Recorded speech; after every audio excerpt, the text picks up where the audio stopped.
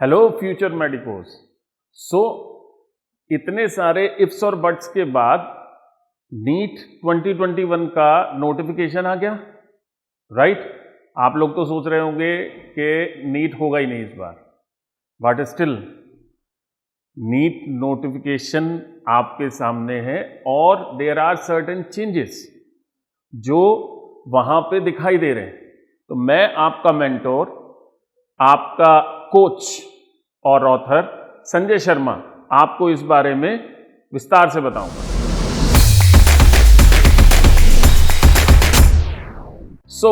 इस नोटिफिकेशन में जो सबसे बड़ा चेंज है that is the change in the pattern of examination. उस पैटर्न के लिए देखिए किस तरीके का चेंज है। सबसे पहले अगर आपको याद हो, पहले 180 क्वेश्चंस आते थे इन द पेपर, आज की डेट में 200 क्वेश्चंस इस नए पैटर्न में आपको दिखाई दे रहे हैं। सेकेंडली, नॉर्मली पिछले साल तक फिजिक्स, केमिस्ट्री एंड बायोलॉजी ये बाइफर्केशन होता था।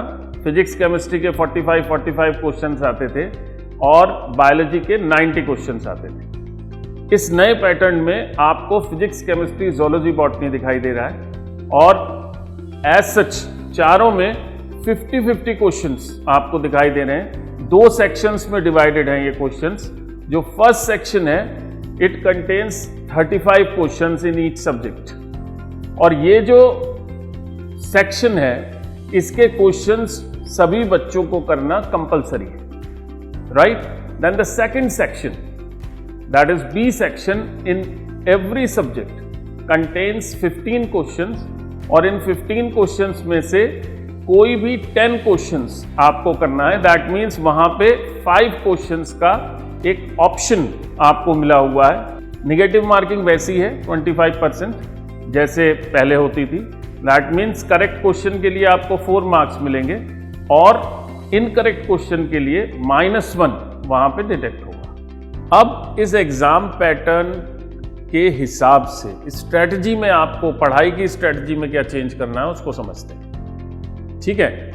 देखिए, जो एग्जाम पैटर्न में चेंज है वो ये कहकर किया गया है कि आपके सिलेबस में कोविड-19 की वजह से जो रिडक्शन हुआ है उसको रेशनलाइज करने के लिए एग्जाम पैटर्न में ये चेंज किया गया है, राइट? तो सर्टेन सी बात है कि आपको एडिशनल ऑप्शनल क्वेश्चंस दिए गए हैं, ठीक? पहले 180 में से 180 क्वेश्चंस करने होते थे, अब 200 में से 180 क्वेश्चंस करने हैं। 20 क्वेश्चंस की चॉइस आपको दी गई। तो सर्टेन सी बात है ये आपके लिए एक भले की चीज़ की गई है कि आपने अगर अपने 12th के सिलेबस में उन चीज़ों को ना पढ़ा हो तो आप उनसे रिलेटेड क्वेश्चंस को छोड़ सकते हैं, राइट? सेकेंडली, तो यहाँ पर जो मेरा एडवाइस है वो क्या है कि आप किसी भी तरीके का फ्रेम बना के एग्जामिनेशन में ना जाएं, राइट?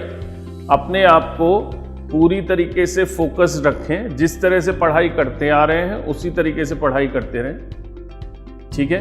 कोई एक्स्ट्रा ऑर्डिनरी जाने की जरूरत नहीं है, हालांकि अलर्ट रहने की जरूरत जरूर है। थोड़ा सा आपको अलर्ट रहना होगा क्योंकि ये जो पैटर्न है ये पैटर्न जेई मेंस के पैटर्न से मैचअप करता है, और जेई मेंस में जो सेक्शन बी के सवाल आते हैं वो कंपैरेटिवली टफ आते हैं। तो जहां पर चॉइस होगी वहां पर ये पॉसिबिलिटी हो सकती है कि जो क्वेश्चंस आपके हैं वो टफर साइड पे, तो उनको ध्यान में रखते हुए आप अगर अपनी तैयारी करेंगे तो ज़्यादा बेहतर हो, राइट? इसके अलावा बहुत सारे पब्लिकेशंस की बुक्स आती हैं जो उनके नए एडिशंस मार्केट में हैं जिनको आप यूटिलाइज कर सकते हैं। जैसे अरिहंत पब्लिकेशन की ऑब्जेक्टिव सीरीज आती है या मास्टर द एनसीईआरटी सीरीज आती है, और इसके अलावा बायोलॉजी के लिए अभी बिग बुक नाम से 2 बुक्स आई हैं जो काफ़ी अच्छी हैं, जिनमें वैरायटी ऑफ क्वेश्चंस काफ़ी अच्छा है। तो वो वैरायटी को आप जो है यूटिलाइज कर सकते हैं। आपके पास स्टिल अभी 45 डेज से ज़्यादा समय है। जिस समय आप ये वीडियो देख रहे हैं उस समय आपके पास एक सिग्निफिकेंट टाइम मौजूद है जहां कि आप अपनी प्रिपरेशन को फाइनल टच दे सकते हैं प्रॉपर तरीके से, राइट? तो मेरा एडवाइस यही है कि आप फ्रेम ना बनाएं, बिना फ्रेम बनाए हुए एग्ज़ाम देने जाएं। अपनी तैयारी को वैसे ही कंटिन्यू रखें जैसे कि आप करते रहें। जो ज़ूलॉजी और बॉटनी का चेंज है वो फ्रेम में तो दिखाई दे रहा है, यानी ऊपर जो उन्होंने पेपर का पैटर्न दिया है उसमें तो दिखाई दे रहा है, लेकिन सिलेबस में अगर सिलेबस आप देखेंगे तो सिलेबस वही बायोलॉजी का है, ज़ूलॉजी और बॉटनी में डिफरेंशिएटेड नहीं है। क्योंकि एनटीए के इस एग्जामिनेशन के थ्रू एम्स और जिपमेर के जो एडमिशन्स हैं उनको भी जस्टिफाई करना है, इसलिए पूरी पॉसिबिलिटी है कि इस सेक्शन बी में कुछ डिफरेंट तरह के सवाल आ सकते हैं। जो दूसरे चेंजेस पैटर्न में हुए हैं उसमें सबसे पहला अगर हम बात करें तो जो लैंग्वेजेस हैं 11 की जगह 13 कर दी गई हैं। पंजाबी लैंग्वेज और मलयालम लैंग्वेज में पेपर और इंट्रोड्यूस किया गया है। That means Kerala as a state अगर हम बात करें उसमें जो पेपर होगा वो इंग्लिश और मलयालम लैंग्वेज में बच्चों को मिलेगा। ठीक इसी तरीके से पंजाब, चंडीगढ़ और हरियाणा में जो पेपर मिलेगा वहाँ पे along with English Punjabi language भी बच्चों को देखने को मिलेगी, राइट। इसके अलावा जो नंबर ऑफ सेंटर्स है इसमें भी सिग्निफिकेंट चेंज है। नंबर ऑफ सेंटर्स 2020 में 155 सेंटर्स थे, वो इंक्रीज करके 198 सेंटर्स हो गए हैं, राइट। मिडिल ईस्ट में सेंटर दे दिया है, उन बच्चों को यहाँ आकर के टेस्ट देने की जरूरत नहीं है। लेकिन साथ ही साथ एक सबसे इंपॉर्टेंट बात जो है दैट इज कि आपको जो अपना एप्लीकेशन फॉर्म भरना है, एप्लीकेशन फॉर्म भरते समय आपको ये ध्यान रखना है कि वो एप्लीकेशन फॉर्म 2 फेजेस में भरा जाएगा। इनिशियली जब ये वीडियो आपको मिलेगा, आप जब ये वीडियो देख रहे हैं उस समय वास्तव में आपके एप्लीकेशन फॉर्म्स भरे जा रहे हैं नीट के, और जो 6 अगस्त तक भरे जाएंगे। तो एज सच आपको जो ध्यान रखना है दैट इज ये जो फर्स्ट फेज में फिलिंग हो रही है एप्लीकेशन फॉर्म की, उसके बाद एक सेकंड फेज भी है जो आपके रिजल्ट से पहले आपको भरना होगा, जिसका नोटिफिकेशन वेबसाइट पे ही आएगा। तो मुझे जो आपको बताना है दैट इज आप वेबसाइट के संपर्क में रहें। दूसरा, इन चेंजेस से परेशान ना हो, ये चेंजेस अपने आप में कोई बहुत डाइवर्सिफाइड चेंजेस नहीं है।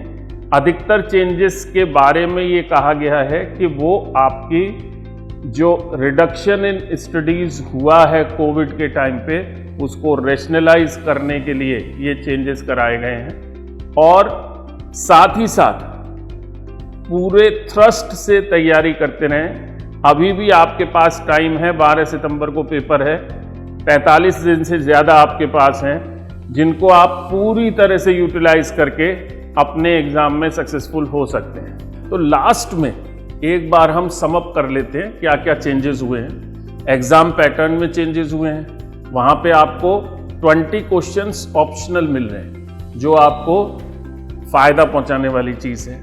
सेकेंडली, लैंग्वेजेस इंक्रीज कर गई हैं, पंजाबी और मलयालम इस लैंग्वेज में भी क्वेश्चन पेपर आएगा। Thirdly, number of centres increase कर गए हैं, राइट। लगभग 50 सेंटर्स इंक्रीज किए हैं, यानी आपको बहुत दूर नहीं भागना पड़ेगा, और ये ज़रूरी भी है। कोविड-19 के इस पेंडेमिक के टाइम में सोशल डिस्टेंसिंग अगर हमें रखनी है तो ये सर्टेन सी बात है कि हमें यहाँ पर ये समझना पड़ेगा कि नंबर ऑफ सेंटर्स इंक्रीज किए बिना एग्जामिनेशन इफेक्टिवली नहीं हो सकता। इसके अलावा पहले एग्ज़ाम नॉर्मली मॉर्निंग शिफ्ट में होता था, लास्ट ईयर से ऐसा होना शुरू हुआ है कि एग्जामिनेशन इवनिंग शिफ्ट में होने लगा है। तो ये भी आपको ध्यान रखना है, सितंबर का महीना है, कोई बहुत गर्म महीना नहीं है। पहले जहाँ मई में एग्ज़ाम होता था वहाँ वो बहुत गर्म महीना होता था, इसलिए मॉर्निंग में एग्ज़ाम होता था। आपके पास 12 तारीख को भी दोपहर 2 बजे तक का प्रॉपर टाइम है, 2 बजे से 5 बजे तक का एग्ज़ाम। तो मेरे हिसाब से जो भी चेंजेस एनटीए ने किए हैं स्टूडेंट्स के लिए बहुत सोच समझ के किए हैं और आपके बेनिफिट के लिए किए हैं। इनको, इन चेंजेस को ध्यान में रखकर अगर आप काम करेंगे तो ज़्यादा बेटर वे में आप अपना रिजल्ट दे पाएंगे। चलिए मेरी तरफ से all the best to all of you.